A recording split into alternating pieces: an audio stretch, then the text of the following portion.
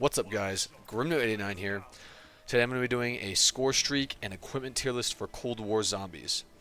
I'll be ranking each item based on the ability to obtain it, how it fares for camping and training or an outbreak, and I went ahead and tested all of these pretty extensively in a high rounds game against bosses and everything. So without further ado, let's hop right into this tier list. Starting out with the tacticals, we are going to kick off the list with Stimshots. They cost 100 regular salvage to craft and are fairly common from chests and enemies as drops. You can hold up to 5 stims at one time. After the initial 1 to 2 second animation, it instantly begins healing your health to max. Stims aren't great for camping, or if you were to get in a bind or in a corner. However, they can still save you in those situations if you preemptively use one, but that's not very reliable. While training, however, they're pretty good. While you are training or playing something more open like Outbreak, you tend to get hit a lot with projectiles or just by super spinners, so it's nice to be able to instantly heal in a pinch where you're able to get out but still get to that max health. That being said, they definitely aren't the best, so I'm going to be placing them in C tier. Next we have the stun grenades. These cost 250 regular salvage, and are also pretty common from enemies and chests. You can hold up to 5 of these as well. Stun grenades explode, stunning all enemies, including elites and mini-bosses for a short time. They can stun you if you're too close, but usually that doesn't really matter if the zombies are also stunned. Stun grenades can be great for both camping and training, as you can use them to train a horde, then stun them to kill them, or if you get stuck in a corner you can just spam them and stun all the zombies to get out of there. Overall, stuns are fairly cheap to acquire and easy to use. I'll be placing them in the A tier just because they can sometimes be a little inconsistent. Next we have the Decoy, which costs 500 salvage, and you can hold up to 3 of them. They seem to be slightly less common than the other equipment from these, but I could be wrong on that. Decoys distract regular zombies for 5 seconds, only if they're nearby. If you're too far away, they won't distract them. The decoy can be destroyed, however. Decoys are very useful for training and camping to horde up zombies to kill them. However, they can be a little bit inconsistent depending on where you throw them, but when it comes to saving you in a pinch, they do a pretty good job. They're very nice for also grabbing perks, doing Easter egg steps, or reviving teammates, so I'll be placing the decoy in the A tier. Next we have the classic monkey bombs, which cost 1000 salvage, and you can hold up to 2 of them at a time. Monkey bombs are quite rare from enemies and chests. That being said, they do distract regular zombies for 8 seconds and don't have a distance, unlike the decoy, so they'll distract them from anywhere. They then explode and kill all the zombies in the area, so they are able to kill a whole train. This makes them very useful for high rounds. If you down, you get the kills, plus the 8 seconds to get your perks, self-revives, and whatever you might need. That being said, they do also have a very long wind-up time compared to decoys, which are just instant, so that is something to keep in mind. They can't really save you that well as a result in camping or training if you get backed into a corner or something. But they're definitely very useful for reviving or doing Easter egg steps. Since they always kill zombies too, they aren't bad if you train and just keep throwing them, but it's not a super fast or efficient way. Overall, decoys do a better job and are just more common and cheaper, so I'll be placing the monkey bombs in the C tier. Wrapping up the tactical list, we have the Gersh device. I know it's called the Casimir grenade or something, but Gersh is just easier. These cost 1500 to make, and you can hold up to 2 of them. They're the only equipment between tactical and lethal to be epic rarity, and are very rare drops from enemies and chests. That being said, they activate very quickly, absolutely decimate nearby enemies, and can even be effective against elite and boss enemies in my testing. Seems to do some damage or at least stun them. These are excellent for camping, training, saving yourself, reviving teammates, or whatever. You can also jump into them to teleport, which is pretty cool and potentially useful. Due to their high cost and rarity though, I'll only be placing them in the A tier. They're so close to the S tier, but they're just too rare for that. Now it's time to move on to the lethal category. To kickstart this list, we'll go with the Tomahawks. These cost 100 salvage to make, and you can hold up to 5 of them. These are one of the most common equipment drops, at least from my playtesting, and you can even pick them back up after use, but Mule Kick's ability also does not work on it when you throw them and there's a chance to not consume them. The Tomahawks one-shot kill zombies forever and do a little bit of damage to elites and bosses, but it's not significant, especially in those higher rounds. If used correctly, they can pierce a few enemies, and you can theoretically just use them forever, since you can pick them up over and over. They might be able to save you, especially if you have elemental pop, since they can activate off of that. But they do require a lot of precision and aren't very consistent for that. They aren't super effective at killing large amounts of zombies and are hard to use, so I'll be placing them in the D tier. Next we have the regular grenades, which cost 250 salvage and are fairly common. You can hold up to 5 of these things.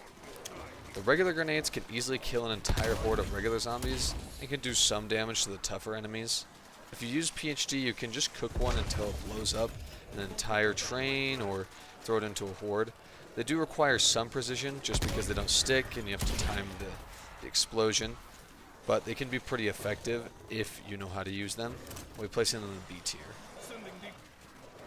Time for the grenade's bigger brother, the Semtex. Semtex are about as common as regular grenades and cost the same to make. You can also hold up to 5 of them. Semtex, like regular grenades, can effortlessly clear a horde of regular enemies, but won't be able to do much against elites or bosses. They're very easy to use, as you can just spam them and you don't have to worry about cooking them or timing them or where they'll land. And with PhD and Mule Kick, they get even better.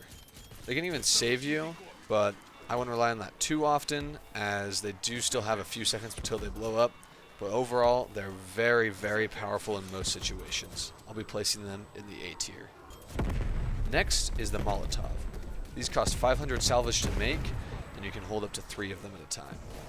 Molotovs do damage to the player, so you have to be careful, and they aren't very great at saving you as a result. That being said, they can be very powerful for camping and training, since they have that lingering damage that scales with the zombie's health. Their elemental damage can also be useful against enemies that are weak against fire, such as Plague Hounds, and even do a decent amount of damage to the tougher enemies like Megatons. Overall, Molotovs are a solid A tier. Ending out the lethal segment, we have the C4.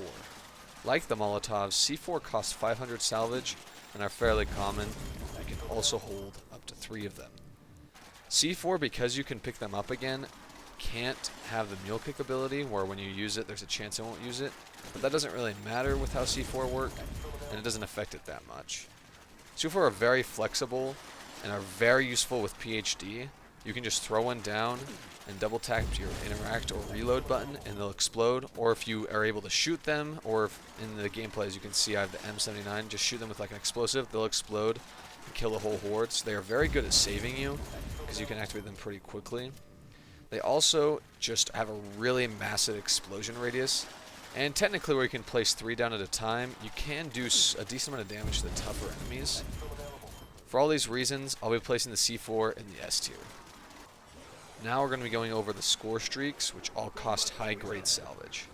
To start us off, we have the combat bow, which costs 50 salvage. For 50 salvage, the combat bow can actually do some work. It has a one-shot melee for regular enemies, and can take out an entire horde in just 1 or 2 shots. It also has that fire damage, which the elemental damage can be nice at times. It does do a little bit of damage to the player, but it's pretty avoidable, and I didn't see as much of an issue in my testing. It does have only a few shots, but like I said, they can do some serious work. And it's also very cheap. It does do a pretty good amount of damage against elites and bosses, so for all these reasons, it lands a spot in the A tier. Next, we have the hand cannon, which also costs 50 salvage. The hand cannon has a very weak melee unlock the bow. I don't know why it replaces your melee, but it does. It also only has a few shots, but it will destroy a few zombies per shot, and can do a lot of damage to elites and bosses. Overall, it's mainly for the higher health enemies and isn't really going to do a lot of work against whole hordes. So for that reason, I'm going to be giving it a B tier. Next up is the death machine, which costs 100 salvage. You get 400 bullets, which will last you a very long time. You don't move very fast while using it, but it can easily kill multiple hordes and shred through bosses, so that doesn't really matter. It's good for training, but way better for camping, because you can just sit and hold the trigger and mow down enemies, bosses, and everything, and especially is good paired with Ring of Fire against bosses. It also can save you most of the time just because of how well it kills zombies. I'll be giving the death machine an S tier. Moving on to the flamethrower, it also costs 100 salvage. It does only have 100 ammo, or gas, or whatever. It doesn't have a ton of ammo, but each bullet can really count. Like the death machine, it can be cumbersome to use while moving, but it melts enemies like quite literally, so it's not a problem. The issue with the flamethrower is it's more or less a slightly worse death machine and is only better in some situations because it has that fire damage. For that reason, I'll be putting it in A tier. Now it's time for the War Machine, which costs 100 salvage as well and has 12 shots. The War Machine is already really good, but it's incredible when paired with PhD since you don't have to be careful with it. The War Machine is viable in every setting and will easily be able to save you if you get backed into a corner. It's super good for all sorts of strategies and it's super fun to use. Its only weakness is that it's not that great for the tougher enemies like elites and bosses, but it's still super solid, so I'll be giving it an S tier. The Napalm Strike is up next and also costs 100 salvage. This is probably one of the worst items in Cold War, if not the worst. You summon a Napalm Strike that takes a few seconds to deploy and is kind of clunky to use. I'd use decoys just to make it work more effectively, but at that point you might as well just use anything else with the decoys to kill a horde. It does do the fire damage and leaves some fire after the strike, which can damage or kill additional zombies, but that can also hurt you. Overall, it's just too hard to use and can't really kill zombies very consistently, so it's an F tier. The Sentry turret costs 100 salvage to make, and it is tied with the Napalm Strike as the worst item on this list. I see someone arguing either one is the worst, but I'd say they're tied. It's clunky to place down and just overall hard to use. It has a hard time killing zombies if they move and is not very suitable for training or saving you. It might be useful in some camping strategies, but at that point you could just use a War Machine or Death Machine. It can do a decent amount of damage to bosses too. That is if it can hit them. It's an easy F tier with this one. Next is the Artillery Strike, which costs 150 salvage. It's basically just a better Napalm Strike. Similarly, it takes ages to land and can do a good job destroying a horde and then some because it does have quite a few strikes. It does have the benefit of being explosive, so from a testing, PhD seems to protect you from it. It's still not that great, so I'm just going to give it a D tier. The Cruise Missile costs 150 salvage to make and is a get out of jail free card. You can pop this at any time and boom, you're safe. It also just clears the whole horde or whatever's on the screen, so easy S tier. The Arc XD costs 100 salvage and can be very useful as a get out of jail card. It is cheaper than the Cruise Missile, so it's useful for that. It can also be used to kill quite a few zombies if used properly, but usually I was only able to kill a handful. I noticed while testing that it doesn't always let you deploy it if you're in a tighter space, making it less reliable for saving yourself. Overall, it's just a cheaper Cruise Missile that can get some kills, but not quite as many, so I'll be giving it a B tier. Finally, we have the Chopper Gunner, which costs 250 salvage and is the only legendary rarity item on this list. Chopper Gunner is the OG overpowered score streak. Like the Cruise Missile, it is a great save me option. However, the Chopper Gunner allows you to potentially kill more enemies than the Cruise Missile, just over time, so obviously an easy S tier. Before I conclude the list, I just wanted to bring up the Grappling Hook from Outbreak and the Self-Revive since they are items that you can craft and also get as drops. The Grappling Hook is pretty nice for mobility.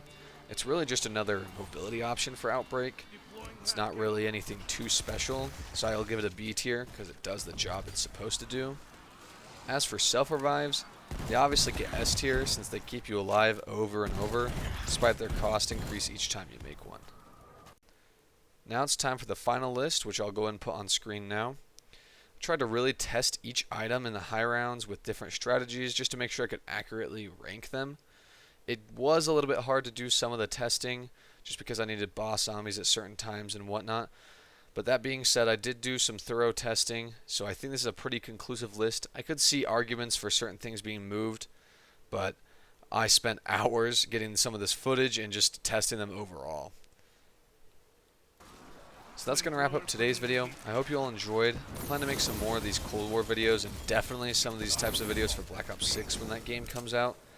But thank you all for watching. Smash like and subscribe. Peace out.